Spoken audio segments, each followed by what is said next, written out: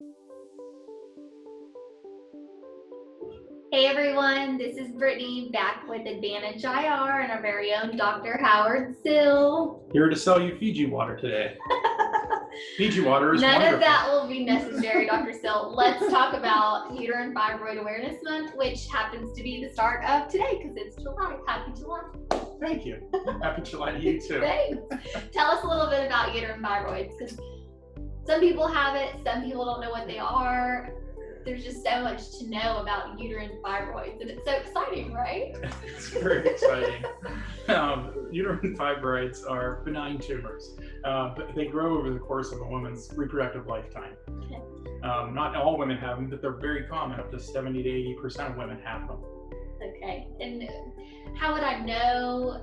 How would a woman know she has uterine fibroids? Is that something that can you see them? Is that can you feel let's it? hope not. The most common symptom is heavy bleeding. Also pressure and pain, which are common symptoms anyway for women, but in the case of fibroids, they can be really severe. The bleeding can be so bad that women become anemic. In the worst cases, they can need transfusions. The fibroids grow inside the wall of the uterus, and over time they enlarge. And when they get larger and larger, they can start to push on everything around the uterus. Okay, and women would be able to tell the difference between a normal menstrual period and these fibroid symptoms, or is that something? Yeah, generally women would have very, very severe menstrual periods, and their OBGYN would probably at some point get an ultrasound or an MRI and diagnose them based on that. So a woman's first step would not be to come and see you, but in conjunction they would see an OBGYN as well. Absolutely. And work with the OBGYN to get treatment done with you here in our clinic. Yes, OBGYNs would do the workup and make sure that there isn't anything else more serious like cancer.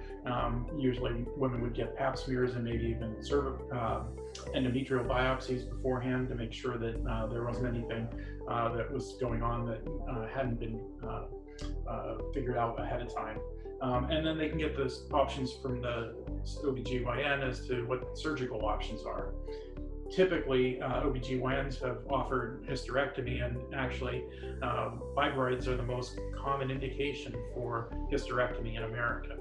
But yes. Your procedure can help preserve the uterus, right? Which is a Right. plus to not getting a hysterectomy. Yes, many women don't want to have their uterus out, and getting your uterus out is not a small procedure. It can take a lot of time for recovery, a lot of pain, and just fundamentally changes a woman by taking out those organs. The procedure that interventional radiologists do is called uterine artery embolization, and we don't take anything out. What we do as interventional radiologists is put small particles in the blood vessels that lead into the fibroids that block the blood supply. And by doing that, that allows the fibroids to shrink, and it also then reduces the symptoms. About 95% of women who have heavy bleeding will report either complete or significant improvement in their symptoms. And women who have bulk symptoms, those symptoms because the fibroids have gotten so large in the pelvis and press on the adjacent organs, those will get better about 85% of the time, or completely better. Are fibroids super common, or is this like one, how many people does this affect? It affects many women.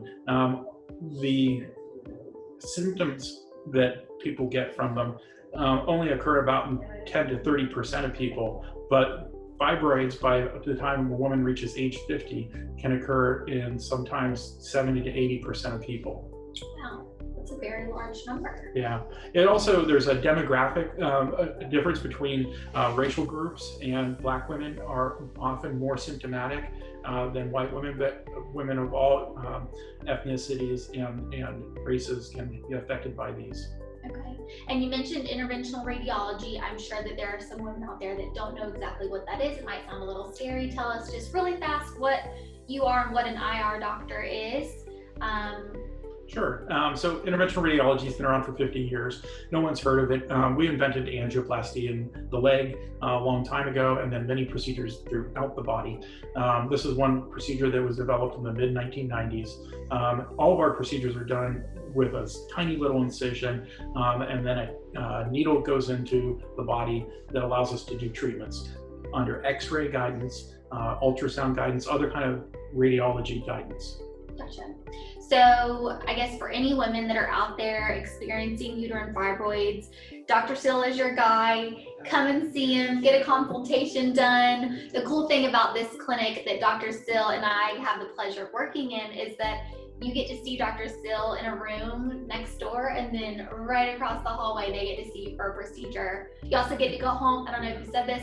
You go home same day. Who wouldn't want to do that? No hospital stay. Yeah, no, it's not being in the hospital quicker. and having the whole medicalization of your problem is a real benefit of not having the procedure. We'll take good care of you with some warm blankets, and not that you need warm blankets in July, but sounds good.